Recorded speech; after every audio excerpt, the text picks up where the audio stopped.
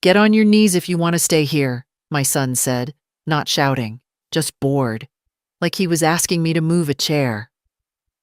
The words landed cleanly, the way a glass falls and does not crack until after it touches the floor. I felt them under my skin, a cold that didn't pass. I kept my hands on the back of the dining chair so they wouldn't shake. He looked past me toward the hallway, already done with me, already reaching for his phone. I said nothing. I have learned that silence can be stronger than any apology. He turned away, muttering something about grown adults and bills, about respect. Respect. The word tasted wrong in my mouth. The kitchen light hummed above us. The bulb has been doing that for weeks. I told him about it. He said later. Later is where my life has lived for a long time, folded and stored on a high shelf. He walked into his room and shut the door with the soft arrogance of a man who believes the walls will always hold. I stood there a while, breathing through the place the sentence had cut. I thought about the chair under my hands, sturdy, maple, bought in a year when money mattered, and we counted it. When every cup had a saucer, and every promise had a date. The chair did not wobble. I did not wobble either. I took my hands off it and checked the lock on the front door, out of habit. I set the kettle on, also out of habit. When you are my age, you survive by routine. It keeps you from falling into holes other people dig for you. The kettle boiled. I made tea and drank half a cup standing up. In the window, the night was a flat sheet, no stars. My reflection looked back at me. 78, white hair tucked behind my ears, jaw set the way my late husband used to like it when I had to argue with a pharmacist about dosage. I smiled at her. Not a pretty smile, a working one. Then I washed the cup, dried it, and put it in the rack like a person who intends to use it again. From his room came the sound of a video, then laughter that did not belong to a kind man. I let the sound pass through me. I did not rehearse comebacks. I did not look for reasons. That sentence was enough. There are moments when the road turns and you do not have to explain the turn. You just take it. I took it quietly. I walked to my room and closed the door. The room smelled faintly of lavender from the sachet I tucked under the pillow last month. I sat on the bed, slow and careful with my knees, and felt my heart settle into a new pace. I thought of leaving right then, the simple act of picking up my bag and my keys and stepping into the hallway. No drama, no speeches. I pictured the feel of the cool night on my cheeks, the sound of my steps on the front path. But leaving is also a kind of staying if you go without closing anything behind you. I needed to close. On the dresser lay the small cloth purse I carry inside my bigger bag. I opened it and counted what was there. Enough for a taxi, a motel, a week of groceries if I took the bus. Enough for dignity if used correctly. I turned off the lamp and lay down, shoes and all, because I did not want to give the night the courtesy of comfort. The house settled around me, old wood complaining in the familiar places. I listened for his footsteps. None. Just the video, then the click when it ended, and the thicker quiet of sleep. I do not pray for patience anymore. Patience is how women like me lose years. I prayed for a steady hand. My hand is all I have ever been able to trust. I let my breath lengthen. I waited until the quiet grew heavy. Then I rose, eased the door open, and stepped into the hall. The floorboard near the bathroom always squeaks if you hit it wrong. I did not hit it wrong. The bathroom door was cool beneath my fingers. I stood there, gathering myself, the way you stand before lifting a box that might be heavier than it looks. My son snored once, short, like a cough, then turned. I waited. The house waited with me. In the kitchen, the air was stale with the ghost of boiled water. I did not turn on the overhead light. I used the small lamp above the stove. It threw a thin yellow over everything: the sink, the dish rack, the bowl with 2 apples, the hook where I keep my keys. Every object had its place. I let that fact strengthen me. His jacket hung on the back of a chair, careless. The pocket bulged. He had asked for temporary help with rent, and I had given it by noon, because that is what I do. He had not put the money in a bank. He had not even hidden it. He had let it sit there like tribute. I felt something cold and clean move through me. I reached into the pocket and took out the thick envelope. I did not hurry. I felt each edge against my skin. Paper is nothing until it becomes a promise. Then it becomes a leash. I opened it and looked, not counting, not naming, just seeing. Then I closed it and held it flat on my palm. The bathroom was 10 steps away. I walked them. I lifted the lid. I did not think of laws or consequences or the way he would shout in the morning. I thought about my knees, the clean tile, the steady hand I had asked for. I tore the first bill down the center, then the next, then the next. A soft, regular sound, like someone quietly leaving a room. When the envelope was empty, I sat on the edge of the tub and waited until my breath was quiet again. Then I stood, smoothed my skirt, and washed my hands. The mirror gave me back a woman who had done a small, hard thing without flinching.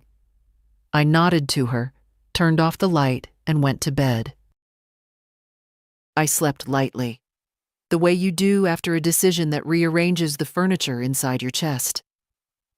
Morning found the house gray and honest. The old heater coughed itself awake. The pipes answered. I swung my legs over the side of the bed and felt for my slippers with my toes. Knees first, then back, then breath. This is how I stand now. Nothing in me hurried. I was not hiding. In the kitchen, I opened the blinds and let the day see what we had done. The sky was the color of paper before ink.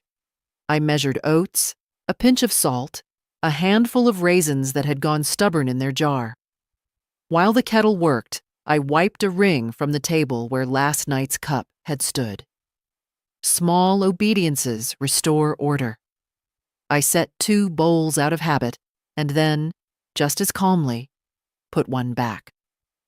A door opened down the hall. His steps were heavy, careless, the walk of a man who believes the floor is his.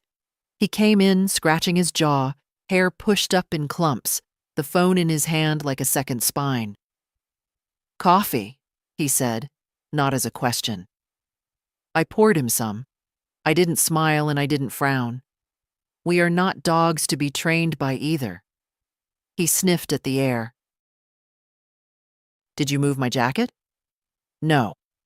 He grunted, drank, then left the mug half full and went to the chair where he'd flung the jacket last night. He patted the pockets, at first lazy, then faster.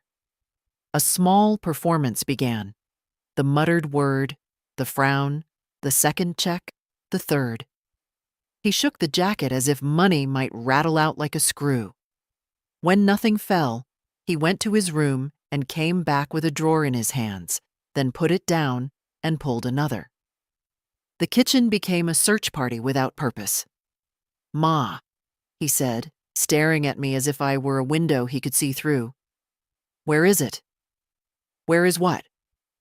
"Don't," he said, a warning that used to work. "The rent, the envelope, I put it right here." I stirred the oats and turned down the flame. If it was so important, the bank would have been safer. He blinked at that, like someone walking into light. Then the heat rose in him. "Cut the lectures. Did you take it?" "I'm serious." I'm serious too, I said. Eat your breakfast before it clumps. He stepped closer. His breath had the sour of sleep. You think this is funny? Do you know what happens if I don't pay? They slap a fee. Then another. You want me thrown out? Is that what you want? I want you to behave like a man who keeps his word, I said. That would be new. The words surprised even me with how calmly they stood between us. He stared, measuring them, then tipped a hand through his hair. You gave me that money yesterday. Where is it? In yesterday, I said. He swore. A short, ugly word he learned from men who never met their own eyes. He pulled out his phone and paced the small kitchen, tapping and tapping as if he could generate cash by speed. I'll call the landlord, he said to the air. I'll tell him there was a what? He didn't answer. He was already composing a story. He is good at stories when they carry him over a ditch. He set the phone down, picked it up again, set it down. His hand shook now, and not from kindness. Ma, I need that money. You needed respect more, I said. You spent it. He laughed, but the laugh had no home. You're being cruel. He looked around, eyes snagging on places I had dusted for years. You live here too, remember? If I'm late, we both suffer. No, I said. I've suffered already. He stared at the sink, then at the floor, then at me. I watched a calculation build, not a thought about right or wrong, but about leverage. You don't want trouble, he said. People talk. It won't look good if your son... I am 78, I said. Good has already been decided where it matters. The kettle began to rattle again, all on its own. I turned it off. The oats were ready, soft and decent. I ladled a portion into my bowl and carried it to the table. The chair did not complain when I sat. He stood over me, waiting for me to change into the mother he prefers, the one who apologizes for air and pays for everything else. When change didn't come, he tried a softer key. Mom, he said, the shape of the word careful, almost tender. I said something stupid last night. I was mad. I shouldn't have. You know how stress gets me. I do, I said. It walks you like a dog. I'll fix it, he promised, and in the promise, I could hear the empty room it would echo in. Just help me now, please. I pushed the second bowl toward him. Start by sitting, I said. A man who can sit and eat without threatening his mother might deserve help next week, or next year, or never. Try. He looked at the bowl as if it were bait. Pride and fear wrestled in his face. Pride lost. He sat. The spoon clicked once, then again. For a minute we were almost ordinary. Two people tasting something warm, the clock on the wall counting us forward whether we wanted it or not. I'll go to the bank after breakfast, I said, and his head came up fast. Hope too bright. To withdraw? To put things in order, I said. The kind of order that keeps people from confusing my name with their account. He set the spoon down. You're serious? Yes. He thumped his knee with his fist and stood again, the chair scraping the tile. Fine. Do whatever. I'll fix it my way. He grabbed his jacket and keys, patted the empty pocket one last time as if it might forgive him, and left, the door hard behind him, because doors rarely get an apology. The house exhaled. I finished my oats in peace. I washed my bowl, dried it, and placed it upside down so no dust would settle. Then I wiped the table again, for nothing but the pleasure of seeing wood shine.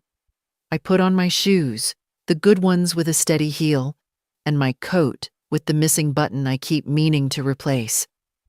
I found my bag. I checked for my ID. I added the little notebook where I write what I will not forget.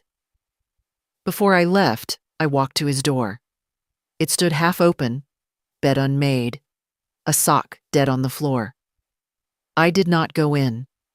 I am done entering places where I am not invited. At the mirror in the hallway, I saw the same woman I had seen in the night. Not grand, not brave, but awake. I touched the side of the mirror once with 2 fingers, an old habit. Steady, I told the glass. Then I locked the front door behind me and stepped into the day. The next morning, the air was heavy with rain, the kind that doesn't fall yet, but presses down on you as if testing how much weight you can bear. I made my tea and sat at the kitchen table, the quiet almost too clean, like a pause before music starts. My son had not come home the night before. That didn't surprise me. But the way I felt, calm, not waiting, not dreading, did. I had errands to run, or so I told myself. Really, I just wanted to see the world outside of his shadow. I put on my coat, buttoned it all the way, and stepped out. The wind smelled of wet leaves. At the market, I bought nothing more than a loaf of bread, some eggs, and a single apple. Small purchases, but they felt like a declaration. I am not stocking his shelves today. On the way back, I stopped by the post office. In my mailbox was a single envelope from the bank. I stood on the steps to read it, the drizzle beginning to mist my hair. It was a reminder about my safety deposit box. I had almost forgotten it existed, small, tucked away in the corner of a vault, holding the documents my son has hinted about for years. The deed, the insurance papers, my will. I walked straight to the bank. The clerk greeted me with the politeness reserved for the very old and very deliberate. I signed my name slowly, so each letter could stand on its own, and followed him to the little room where the box was brought to me. The papers were all there, as neat as the day I'd placed them inside. I read each one, not because I didn't know what they said, but because I wanted to feel the weight of them.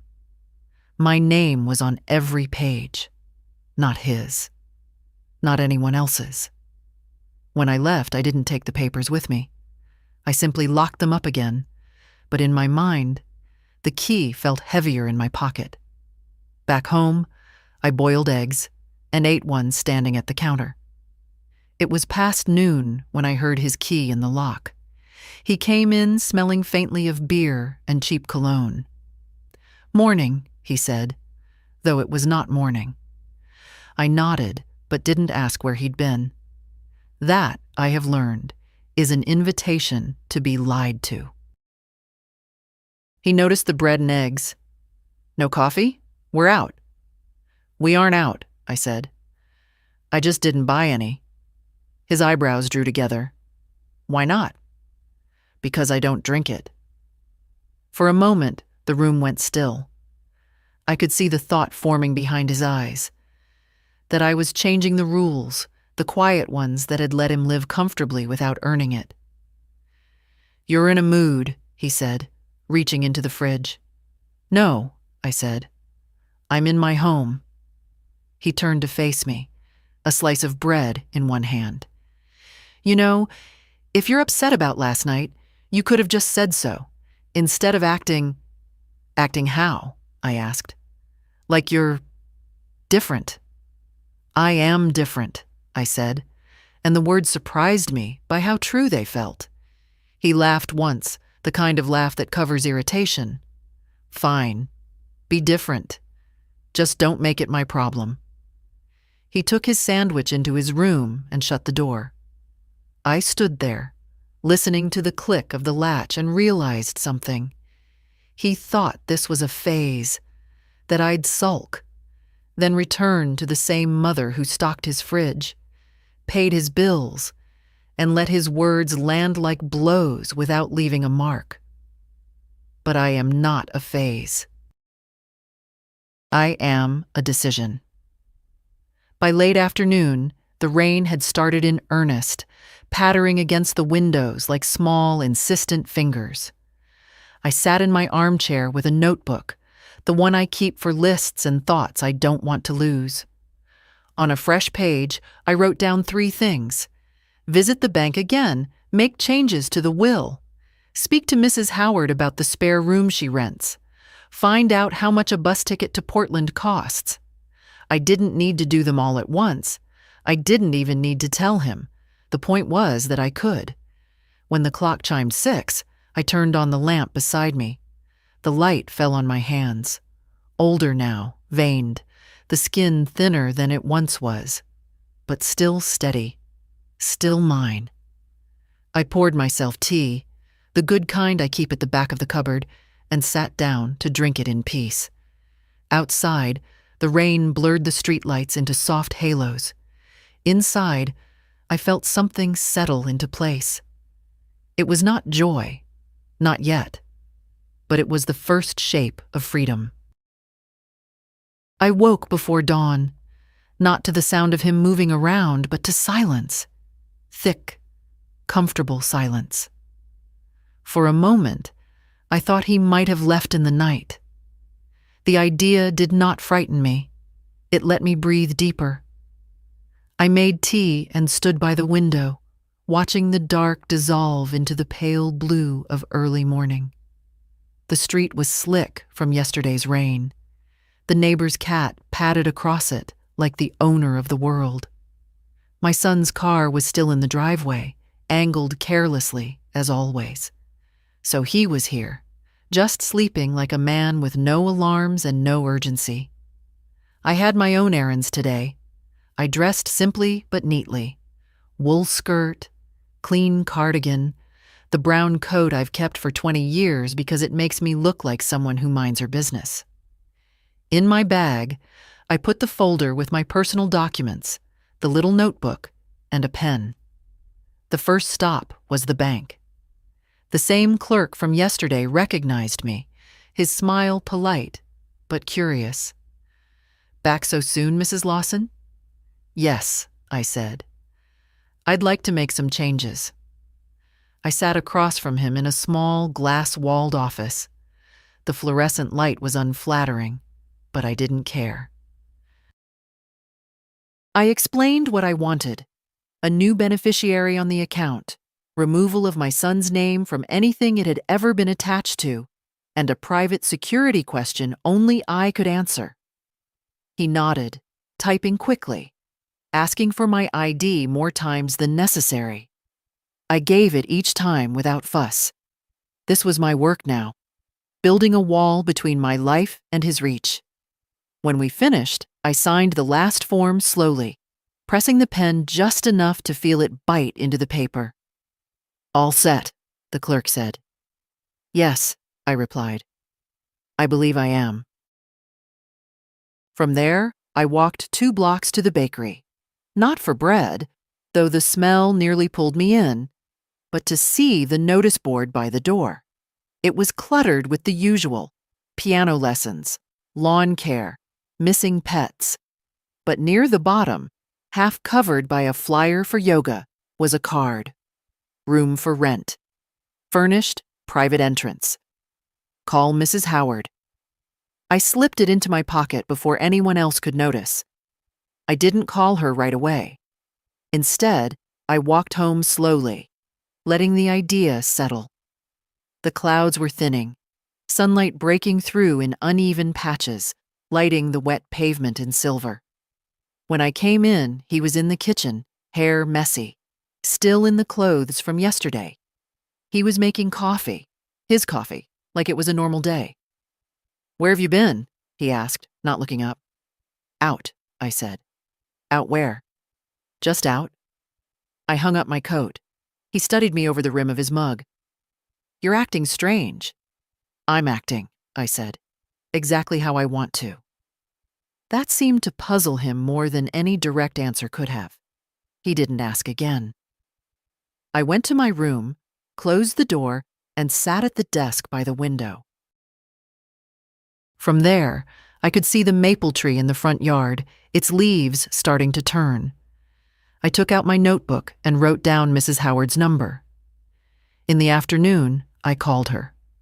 Her voice was warm, brisk.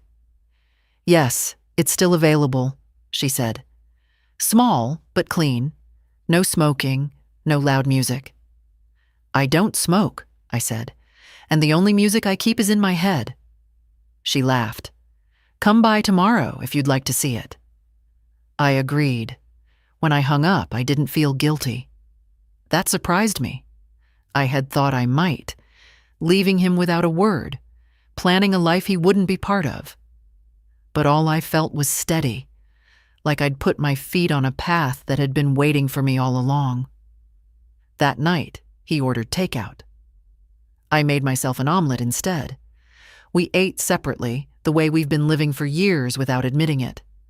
I washed my plate, dried it, and put it away. Tomorrow, I would see the room. I didn't know if I would take it yet, but I liked knowing that I could. I didn't sleep much that night, but it wasn't the restless kind of not sleeping I've known before. No replaying of arguments, no rehearsing what I should have said.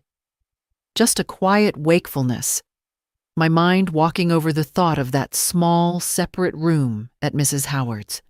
At 6, I rose, made tea, and dressed without waking him.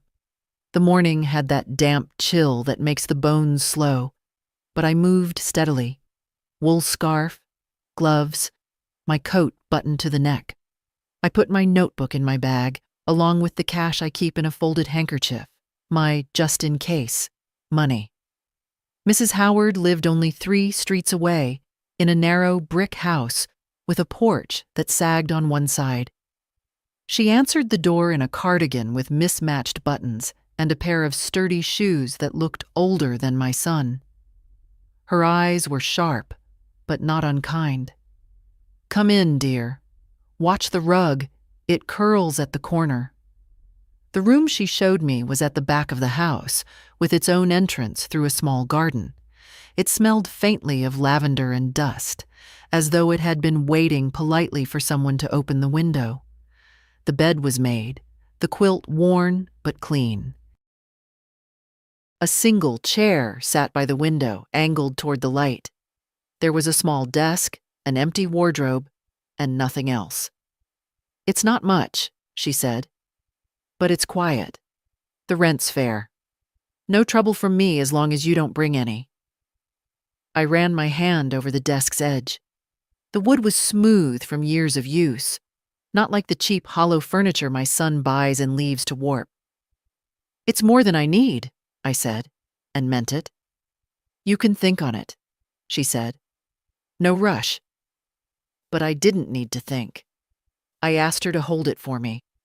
We shook hands, her grip strong, certain, and I left with a key on a little brass ring in my pocket. Just holding it made my steps lighter on the walk home. He was in the kitchen when I returned, phone pressed to his ear. I heard him say, "Yeah, I'll have it by Friday, don't worry." Then he looked up, covering the mouthpiece. "Where have you been?" "Out," I said, unbuttoning my coat. He frowned. "Out again? You're acting weird."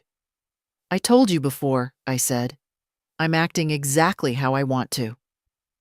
He rolled his eyes and went back to his call. "I said Friday." "Yeah." "I'll figure it out." In my room, I sat at my desk and wrote the date in my notebook. Under it, I wrote, "Key in pocket. Door waiting." The rest of the day, I kept to myself. I mended a button on my coat, made soup, read a few pages of an old novel. I heard him pacing in his room, the way he does when he's cornered and trying to think of an escape. But for once, I didn't feel the urge to ease his mind or offer solutions. That night, as I folded my scarf and set it on the chair, my fingers brushed the brass key. Smooth, warm from my pocket. I put it under my pillow before I turned out the light. It felt right to sleep with the weight of my own choice so close. Ruth caught me on the sidewalk the next morning, her coat unbuttoned, hair tucked under a knitted hat she'd probably made herself. She's lived 2 doors down for as long as I've been here, though we've never been more than polite neighbors. Hello at the mailbox, a wave from the porch. But lately, she's been watching me differently, the way women sometimes do when they've already guessed what you're not saying. "You're out early," she said. "So are you." She smiled. "Needed milk. And I wanted to see if you'd stop pretending nothing's wrong." I didn't answer right away. The street smelled of wet leaves and chimney smoke. A dog barked 2 houses over. My son's car sat where it had been all week, like a rusted punctuation mark. "Things are changing," I said finally. "That's all?" Ruth nodded slowly, as though this was exactly what she'd expected. "Good. Change before you can't."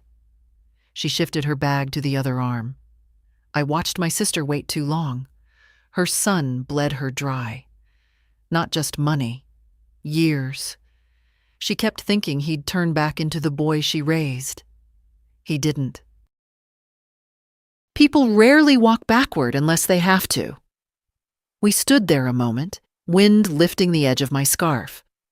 I thought of the key in my pocket, how it felt heavier than gold. "Your sister?" I asked. "She moved out. Rented a room from a friend. Never went back. Best thing she ever did." I didn't tell Ruth about Mrs. Howard's room, but I didn't need to. She seemed to see something in my face, because she patted my arm and said, "When you go, go all the way. Don't leave a trail they can follow." Back inside, the house felt colder. He was still asleep, door shut. I made tea, then sat at the table with my notebook and wrote Ruth's words exactly as she'd said them. I underlined, "Don't leave a trail." By mid-morning, I was at the bank again. The teller knew me now. He didn't even try to hide his curiosity. This time, I withdrew most of my savings in cash, neatly banded, small enough to hide in my coat lining. I left enough in the account to keep it open, but not enough for him to sniff out. When I returned, his bedroom door was open. He was at the table, looking through a stack of papers, some bills, some envelopes I recognized as mine. "Why are you going through my things?" I asked. "They were in the hall," he said too quickly. "I thought they were for me." They weren't. I took the stack from him and set it on the counter. My hand didn't shake, but I could feel his eyes looking for a tremor. "You've been at the bank a lot," he said, leaning back in his chair. "What's going on?" "I'm taking care of myself," I said. The same words I'd used on the phone days ago. He gave a short laugh. "You mean you're hiding money from me?" "I'm keeping my money with me," I corrected. "There's a difference." He pushed back his chair. "That's cold, Ma." "No colder than being told to get on my knees," I said. His face shifted at that. Anger, maybe shame, maybe just annoyance that I'd remembered. He stood, grabbed his keys and said, "Fine, do whatever. You'll be sorry when you need me." The door slammed. The house exhaled again, the way it always does when he leaves. I went to my room and unstitched a seam inside my coat lining, slipping the cash into the space before sewing it shut. It lay flat, invisible, a pocket no one else knew about. In the afternoon, Ruth called.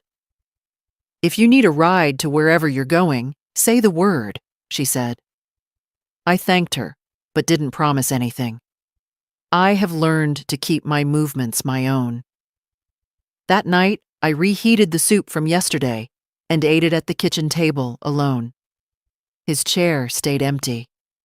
I didn't wonder where he was. I didn't check the clock.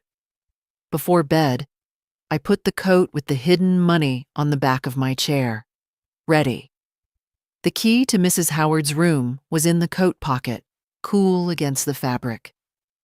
I touched it once before turning out the light. I could feel something gathering in me, not nerves, not fear, but a kind of stillness. The stillness you get before you lift a heavy weight, knowing you can carry it. The next morning, I woke with a sense of purpose I hadn't felt in years. Not the kind of purpose that comes from serving someone else's needs, but the quiet, solid kind that belongs entirely to you.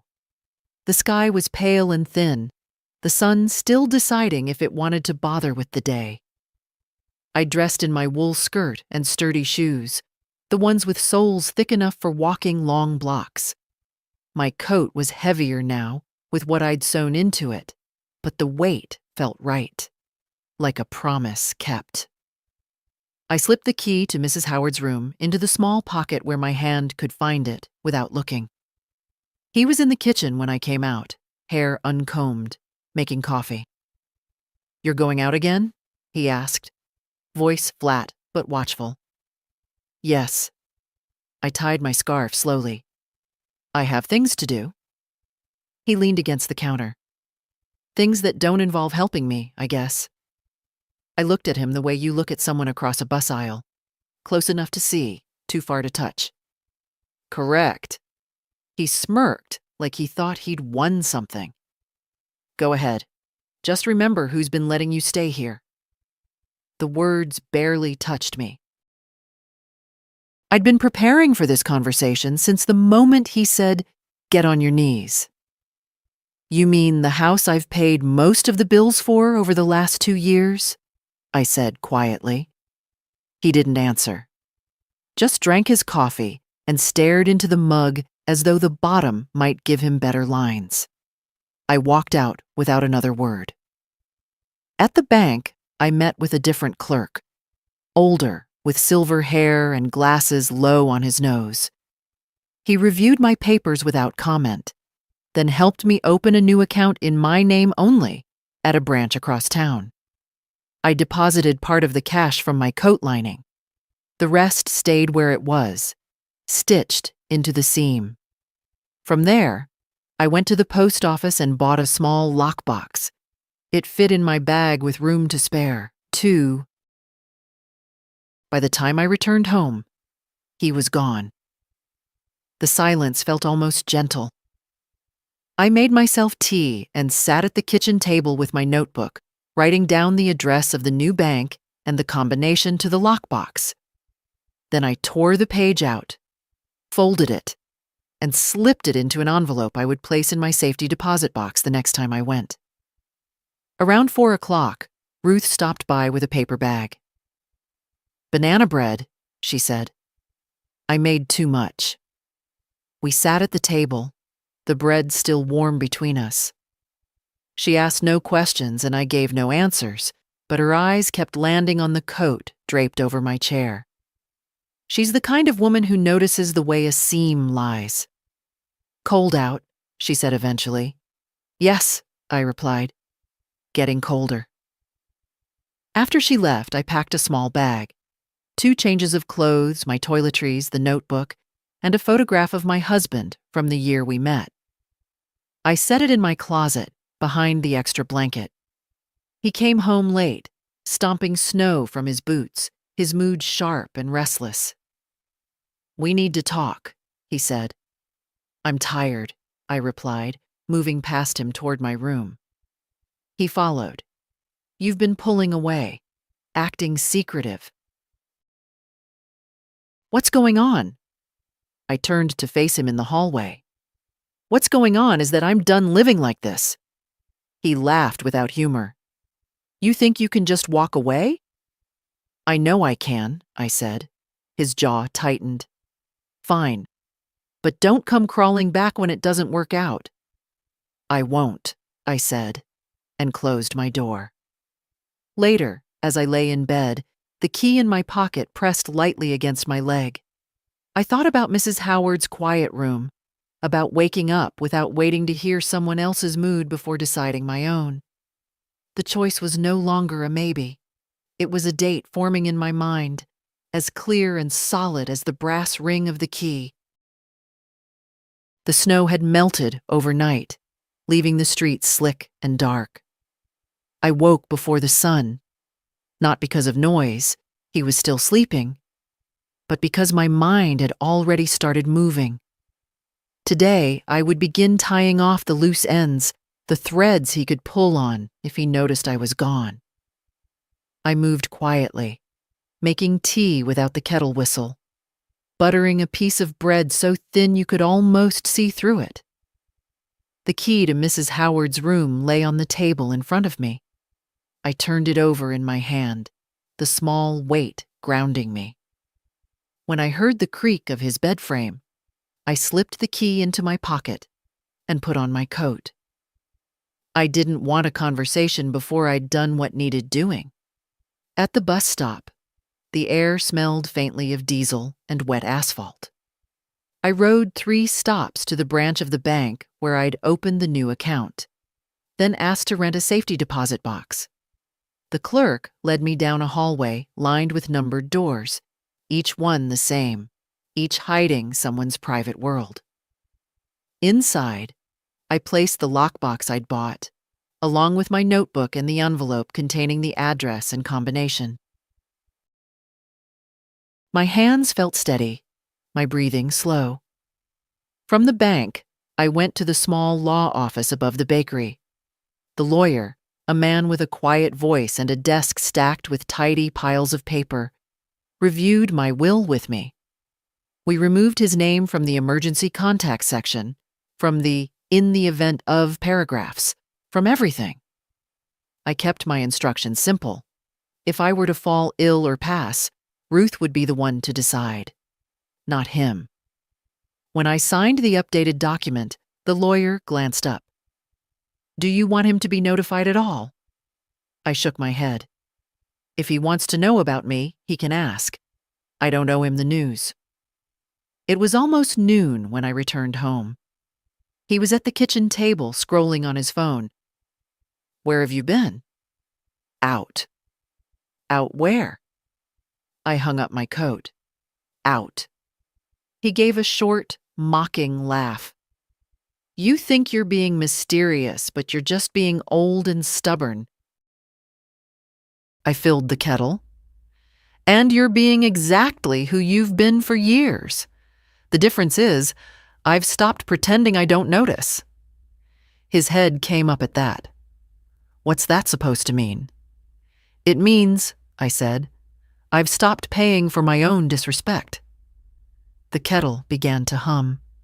He stared at me for a long moment, then shook his head. "You're losing it, Ma." He pushed back his chair and left the room. I made my tea and drank it slowly, listening to the sound of his footsteps in the hall, the door to his room closing. The house was quiet again. That afternoon, Ruth called. "You ready yet?" she asked. "Not today," I said. "But soon." "Good. Let me know the night before and I'll have the car warm for you." I thanked her, then went to my room and pulled my small bag from the closet.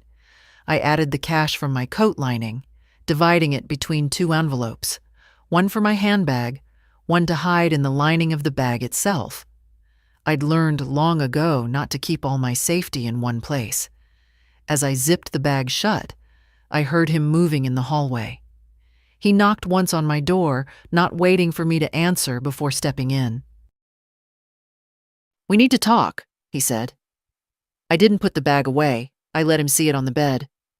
"What's that?" he asked. "Mine." He smirked. "Going somewhere?" "Eventually." His eyes narrowed. "You can't just leave. This is your home." "It's a building," I said. "A home is where you're treated like you belong?" For a moment, something flickered across his face. Anger, maybe fear, but it passed quickly. "You're being dramatic." "No," I said. "I'm being done." He laughed again, but it was thin this time. "Fine. Leave. See how long you last." "I plan to," I said. When he left the room, I could hear the front door open and close. I sat on the edge of the bed, my bag beside me, and felt the house settle into its quiet. I didn't need to run tonight, but I could. That was the difference. And knowing that I could, was the first time in years I felt entirely safe. Lily called that evening, just as I was washing my teacup. Her voice was tentative, the way you speak to someone you're not sure still wants to hear from you. "Hi, Grandma. Is this a good time?" I hadn't heard from her in months, not since her father told me she was too busy to visit. I dried my hands on a towel and sat at the table. "It's always a good time for you." She hesitated. "I don't want to cause trouble, but I think Dad's been lying to you about me." I smiled, though she couldn't see it. "I think Dad's been lying to me about a lot of things." She laughed softly, then grew serious. "He told me you were having memory problems, that you weren't up for visitors." The teacup in my hand felt suddenly heavier. "Is that so?" "Yes. And when I said I wanted to see you, he told me you'd moved into a care facility." She paused. I knew that wasn't true, but he can be convincing. "I'm sorry I didn't push harder." I closed my eyes for a moment, feeling the years of small, calculated distances he'd placed between me and the people who cared about me. "It's not your fault, Lily. But I'm glad you called." She told me about her job at the library, about the small apartment she was renting with a friend, about how she'd been saving for her own car. I listened, picturing her the way I last saw her, hair pulled back, a face both young and sharp, eyes that missed nothing. Finally, she said, "Grandma, are you okay?" "I'm better than I've been in a long time," I told her, and I meant it. There was a pause, then, "Is he treating you okay?" I thought about lying, but Lily was old enough to know the truth, and I was too tired for lies. "No, he isn't." She took a breath, the kind you take before saying something you've been holding in. "He's been using you. I've heard the way he talks about you, like you owe him everything, like you're lucky he lets you live there." I let the words land without flinching. "I know." "You deserve better," she said fiercely. "I do," I agreed. "And I'm making sure I get it." Her voice softened. "Do you need help?" I thought about the key in my pocket, the bag in my closet, Ruth's car waiting whenever I was ready. "I have help," I said, "but knowing you're in my corner makes it stronger." We talked for another hour, about small things mostly, recipes, books, the weather. When we hung up, I felt lighter. He hadn't taken her away from me entirely. Later, he came home, stomping his boots in the hallway. "Who were you talking to?" "Lily," I said. His face tightened. "What did you tell her?" "The truth." He dropped his keys on the counter. "You love turning people against me, don't you?" I dried my teacup and set it in the rack. "If they turn against you, maybe you should ask yourself why." His mouth opened, then shut. For once, he didn't have a comeback. He went to his room, the door closing harder than it needed to.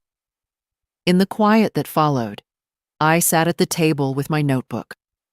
On a fresh page, I wrote, "Lily knows." She believes me.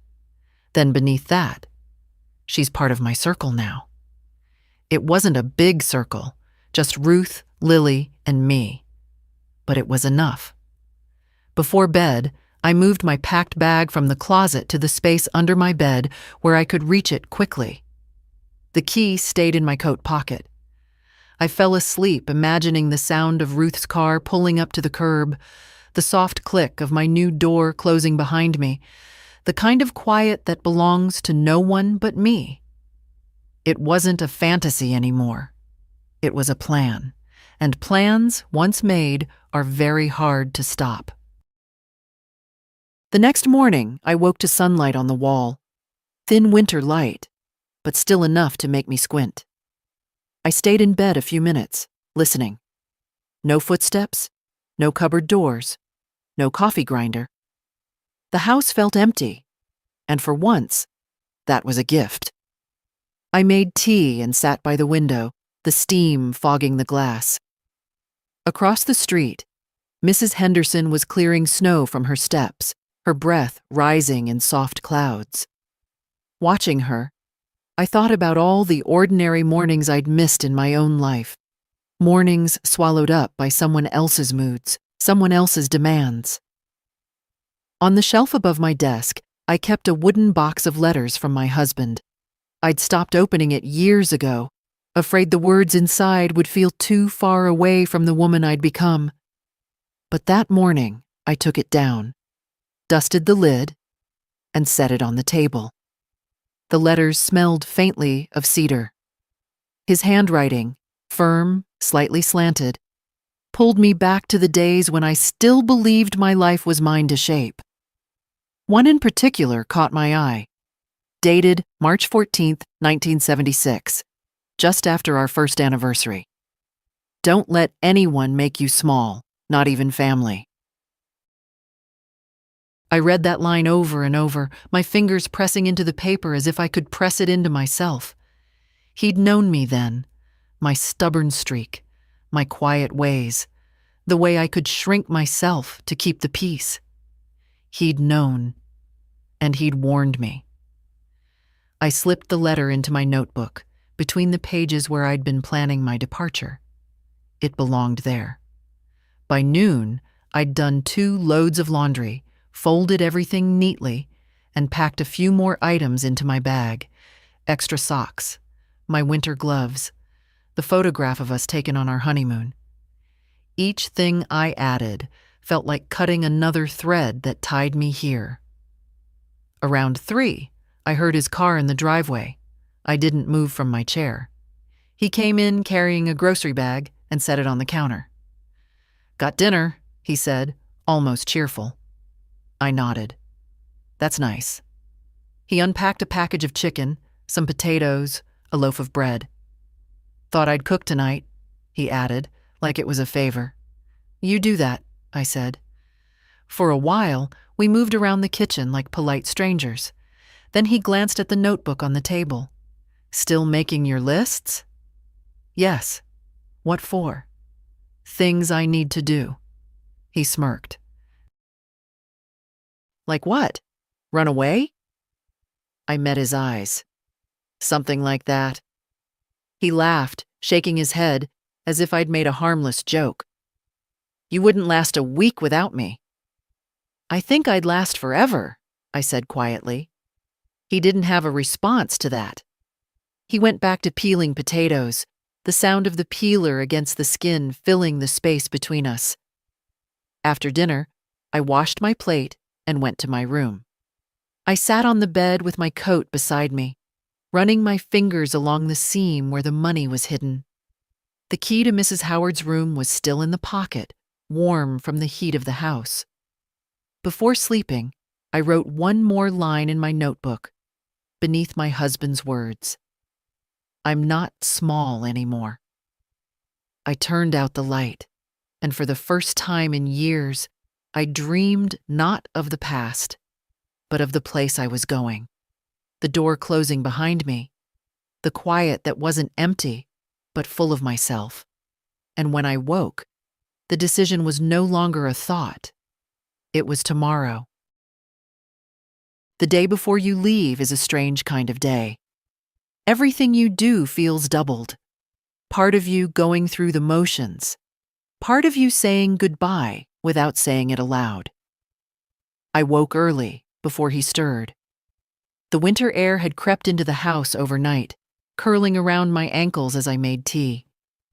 I wrapped my hands around the mug and stood at the window. The maple tree in the yard was bare now, its branches black against a pale sky. I'd watched that tree through every season for years, but this morning, I looked at it as if it belonged to someone else. After breakfast, I began moving small things into my bag, things I could take without leaving an obvious gap.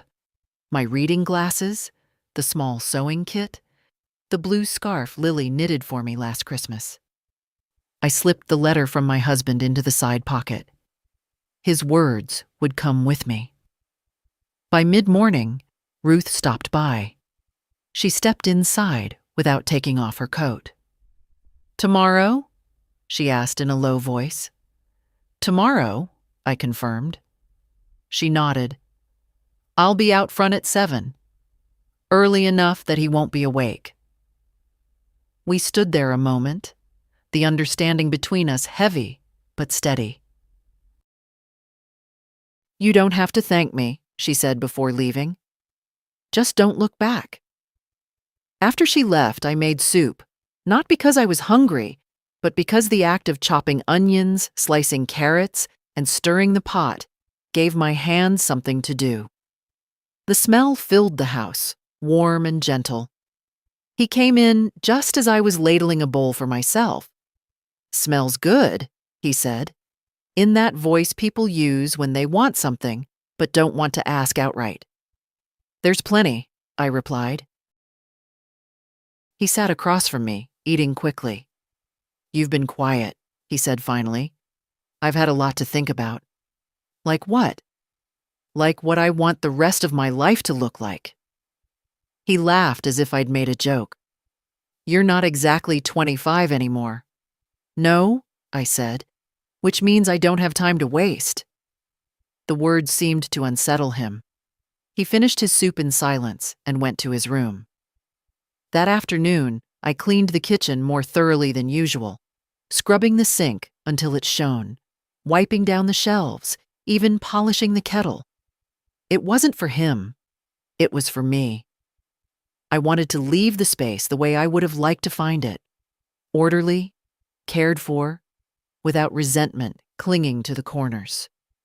As evening came, I took my coat from the chair and checked the seam where the money was hidden. Still there. I slipped the key to Mrs. Howard's room into the pocket, along with a small envelope containing Lily's phone number and address. I'd call her once I was settled. Dinner was quiet. He spent most of it scrolling on his phone, occasionally muttering at something he read. I didn't try to make conversation. My mind was already halfway out the door. Before bed, I sat on the edge of the mattress and looked around my room.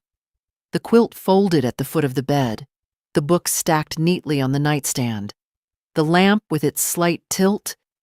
These things had been my small comforts, but they were not my freedom. I placed my packed bag within arm's reach and set my shoes by the door. The night felt longer than most, but I didn't mind. I lay awake, listening to the rhythm of the house, the creaks, the hum of the refrigerator, the faint sound of his snoring down the hall. Tomorrow, those sounds would belong to someone else, and mine would be the sound of a new door closing behind me. I didn't feel fear. I didn't even feel relief yet. What I felt was readiness, and that was enough to carry me into sleep. I woke before the alarm I hadn't set, my eyes opening into a darkness that felt almost kind. The clock read 5:12. The house was still. No footsteps, no doors, no hum from the coffee maker. I dressed quietly, layering for the cold. The wool skirt, thick tights, my cardigan under the heavy coat with its hidden seam. The bag went over my shoulder without a sound. I checked the pocket for the key to Mrs. Howard's room and the envelope with Lily's address. Both were there. In the kitchen, I filled the kettle but didn't turn it on. I didn't want the whistle breaking the silence. Instead, I drank a glass of water, standing by the window. Outside, the streetlights cast pale circles on the wet pavement. In one of them, Ruth's car would be waiting soon. At 6:55, I heard the soft purr of her engine before I saw the headlights. She pulled up right in front, just as she promised. I slipped on my gloves and took one last look around the kitchen. The table wiped clean, the dish rack empty. My teacup turned upside down to keep dust out. In the hallway, I passed his door, closed, no sound from inside. I paused only long enough to steady my breath. There was no note, no explanation. Words would only invite answers I didn't want to hear. I locked the front door behind me and stepped into the cold. Ruth leaned over to open the passenger door. "Right on time," she said softly. The drive was quiet. The city was just beginning to stir. Delivery trucks on their routes, a few early walkers hunched against the wind. My bag sat between my feet, my hands folded on top of it. When we reached Mrs. Howard's, the porch light was on, casting a yellow glow on the steps. She was waiting in the doorway, wrapped in a robe. "Come in, dear," she said, her voice warm despite the early hour. The room was just as I'd seen it. Bed made, quilt smoothed, chair by the window. I set my bag down and removed my coat, hanging it on the back of the chair. The air smelled faintly of lavender, as if it had been waiting for me to arrive. Ruth lingered at the door. "You have my number," she said. "If you need anything at all, you call." I nodded. "I will." When she left, I stood in the middle of the small room, letting the quiet wrap around me. It was different from the quiet at his house. That quiet had been heavy, like a lid pressed down.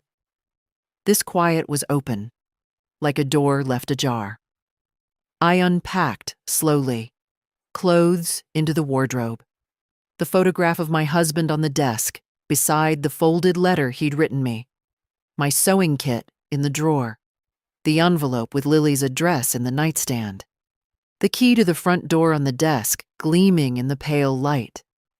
When I sat in the chair by the window, the sun was just coming up, turning the wet street outside into a ribbon of gold. I wrapped the quilt around my shoulders and breathed in the scent of lavender. For the first time in years, I didn't feel the need to listen for footsteps in the hall or brace myself for words meant to shrink me. I didn't have to make myself small to keep the peace. This room wasn't much, but it was mine. And from here, I could make the rest of my life whatever I wanted it to be. Mrs. Howard left for her errands mid-morning, handing me a spare key for the back gate. "No rush to pay the rent," she said. "Settle in first." I thanked her, though I already had the envelope ready in my bag. I wanted my place here to be clean, no debts, no favors owed. After she left, I made myself tea in her small kitchen. The kettle was dented, the cups mismatched, but the space was tidy, cared for. Even the way she'd stacked the spoons in their drawer told me this was a house where things were put back in their place. I carried my tea to the little garden behind the house. A stone path wound between dormant rose bushes, their branches trimmed and waiting for spring. I sat on the bench, quilt draped over my lap, and let the cold air sting my cheeks. For years, I'd measured time by someone else's schedule. Now the day stretched in front of me, mine to shape. Around noon, I called Lily. She answered on the second ring. "Grandma?" "Yes, sweetheart. I'm somewhere safe." Her voice cracked just a little. "Did you leave?" "I did. This morning." She was quiet for a beat, then let out a breath that sounded like relief. "Good. Do you need me to come over?" "Not today, but I'll send you the address and you can visit when you like." "I will," she said quickly. "And I'm proud of you." It had been years since anyone said those words to me. I didn't rush to reply. I let them sit there, warm as the tea in my hands. "Thank you, Lily. That means more than you know." After we hung up, I wrote the conversation in my notebook. I wanted to remember the exact way her voice had sounded. Steady, certain, like she believed I could do anything. Later, I walked to the market at the corner. I bought a loaf of bread, some cheese, and a small jar of jam. At the register, I realized I was smiling at the cashier without thinking about it. She smiled back, just a stranger's politeness, but it felt like a beginning. Back at the house, I made a simple lunch and ate it at the desk by the window. Across the street, a boy in a red scarf was teaching a younger child to ride a bike, running alongside with one hand on the seat. I watched them until the younger one wobbled away on their own, the red scarf bobbing as the boy clapped and shouted encouragement. It struck me then. I had left without telling him, and he didn't know where I was. The thought didn't frighten me. It didn't even make me uneasy. Instead, it was like taking off a heavy coat after a long day, suddenly lighter, able to move. By evening, I'd settled my few belongings into their places. The photograph of my husband sat on the desk, the letter tucked beneath it. My coat hung in the wardrobe, its secret seam still intact. I would decide later whether to keep the hidden cash there or find a new place for it. I made soup again, onion, carrot, a pinch of thyme from the jar on Mrs. Howard's shelf. The smell filled the room, and I thought how strange it was to make food without the undercurrent of waiting for someone to approve or criticize. Before bed, I stepped outside to lock the back gate. The street was quiet, just the sound of wind through bare branches. In the distance, a train whistle blew, long and low, fading into the night. Back in my room, I sat on the bed and wrote one last note in my notebook for the day. I am not lost. I am here. And for the first time in longer than I could name, here was exactly where I wanted to be. The next morning, sunlight spilled across the quilt before I even opened my eyes. For a moment, I lay still, letting the warmth touch my face. No shouting from the hallway, no doors slamming, just the faint hum of Mrs. Howard's old refrigerator and the slow tick of the wall clock. I made tea and carried it to the garden bench, the quilt draped around my shoulders. The frost on the ground caught the light, turning the bare rose bushes into something almost jeweled. I breathed in the cold air until it hurt, then exhaled slowly. Freedom has a taste. You feel it at the back of your throat. After breakfast, I walked to the library. It was small but smelled of paper and dust, the way a library should. I found Lily's branch number posted by the desk and called her from the public phone. "Grandma," she said, her voice bright. "I'm at the library," I told her. "Yours is bigger, I'm sure, but this one has a charm." She laughed softly. "Do you like it there?" "I do," I said, more than I expected. "Good," she said. "I'll visit soon, maybe bring you some books." I promised to make her lunch when she came, and we hung up. On the walk back, I stopped at the bakery. The clerk, tall, with a gentle way of speaking, wrapped my bread in paper and tied it with twine. "First time I've seen you in here," he said. "I'm new to the neighborhood," I replied. It felt strange and wonderful to say that, as if I'd been given a new name. Back at the house, Mrs. Howard was knitting in the front room. "Settle in, all right?" she asked without looking up. "Better than all right," I said. She nodded, her needles clicking steadily. "Good. Quiet's easy to get used to." In the afternoon, I wrote in my notebook, not about leaving anymore, but about what to do next. Small plans, ordinary ones. Learn the bus schedule. Find the nearest park. Try the church down the street. Not for sermons, but for the Saturday bake sale Mrs. Howard had mentioned. As the light faded, I thought about him for the first time that day. I wondered if he'd noticed yet, or if he thought I was visiting a friend, or if he'd decided not to care at all. None of those possibilities hurt me. That, more than anything, told me how far I'd already gone. After dinner, I sat by the window with my knitting, a skill I hadn't touched in years. The yarn slid through my fingers, slow and steady. Outside, the streetlights came on one by one, their glow catching in the frost. I went to bed early, the quilt pulled to my chin. My last thought before sleep was not about escape, but about tomorrow. About the bread I'd slice for breakfast, the bus I might take just to see where it led.